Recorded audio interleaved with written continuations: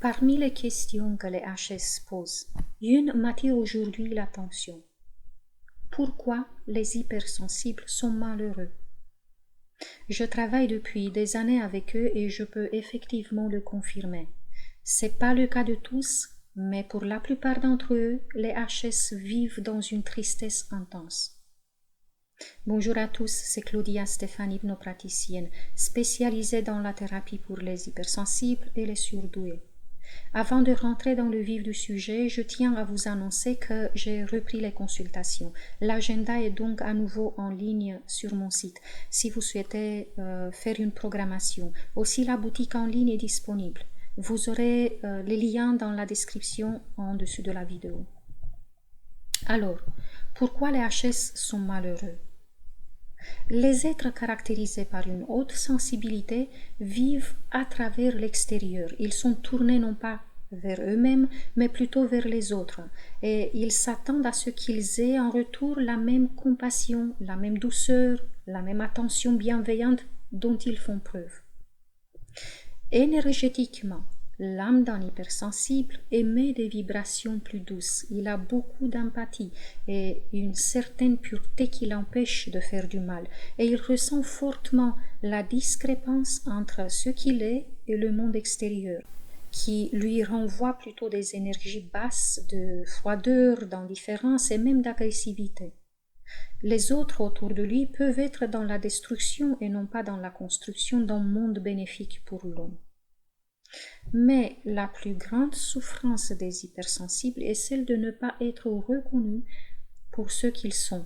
Leur noblesse d'âme n'est tout simplement pas remarquée, comme si les êtres qui les entouraient étaient incapables de décrypter leurs qualités innées. Pour les surdoués, ça peut être vraiment étouffant car un être qui a une intelligence cartésienne reconnaît son avantage et il sait s'imposer, tandis que le surdoué qui doute beaucoup de soi sent sa différence, mais il ne sait pas s'affirmer, il ne se bat pas pour lui. Souvent, il n'est reconnu ni pour la finesse de son âme, ni pour son esprit transcendant. L'hypersensible au niveau émotionnel est comme un enfant enthousiaste qui recherche que la beauté du monde.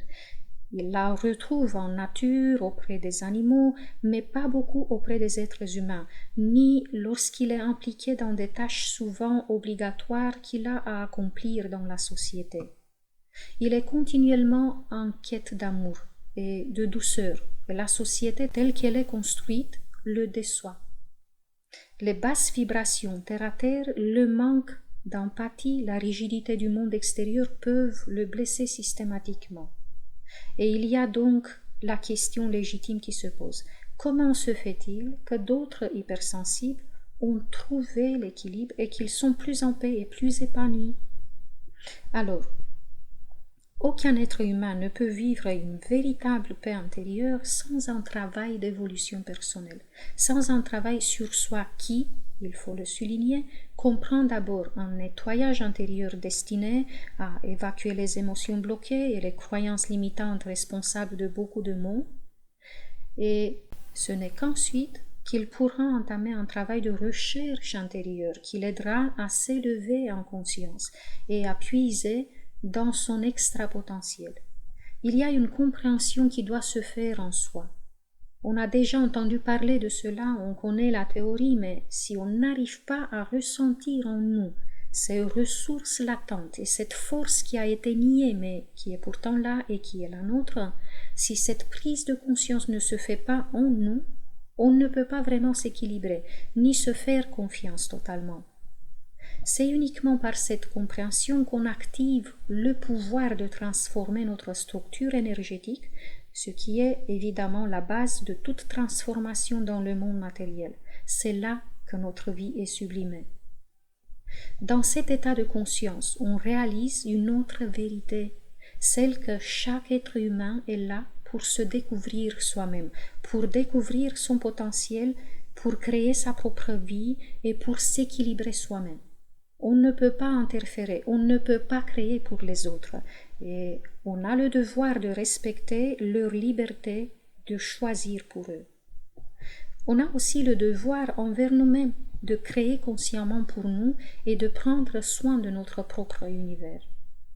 À partir de là, on se concentre uniquement sur sa propre sphère énergétique et on commence à prendre les bonnes décisions pour nous.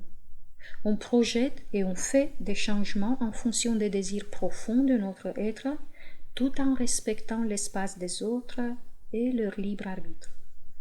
En nous focalisant sur notre monde, il s'illumine, c'est grâce à cette attention constante qu'on le transforme. Et la nouvelle énergie crée une sensation effectivement d'équilibre, de paix et de joie de plus en plus présente, qui ne dépend pas de choses extérieures ou des personnes à l'extérieur de nous. Ces hypersensibles vont de plus en plus vers une attitude positive.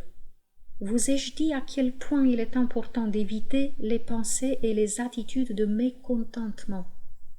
Eux, ils éliminent le jugement des gens et des situations. Ils se focalisent que sur les aspects positifs de leur vie et du monde, et ils ne parlent pas, ils ne pensent pas, ils ne s'arrêtent pas sur ce qui est négatif, car ils ont compris que ces énergies basses peuvent à tout moment les attirer vers le bas et les faire perdre ce qu'ils ont gagné avec autant d'efforts, la sortie des ténèbres. Même s'ils constatent qu'il y a une basse fréquence, sans la nier, ils ne s'arrêtent tout simplement pas sur cela. Ils ne posent pas leur attention dessus pour ne pas la faire grandir. Ils restent concentrés sur ce qui est lumineux et beau. Voilà la clé pour créer de plus en plus de beauté, de douceur et de lumière dans leur vie. C'est là qu'un hypersensible est prêt à faire face à ce monde. Il ne se laisse plus accabler par la froideur, la méchanceté, la violence extérieure. Par où il passe, il apporte la paix. Dans son monde, il ne peut y avoir que la paix. Rien d'autre ne peut le toucher. Et il laisse sa propre vibration toucher avec douceur le monde. C'est vers cela qu'on se dirige. C'est là tout notre travail.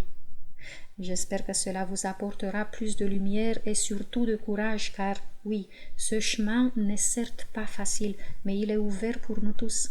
À nous de l'emprunter. Jusqu'à la semaine prochaine, je vous embrasse tous très fort.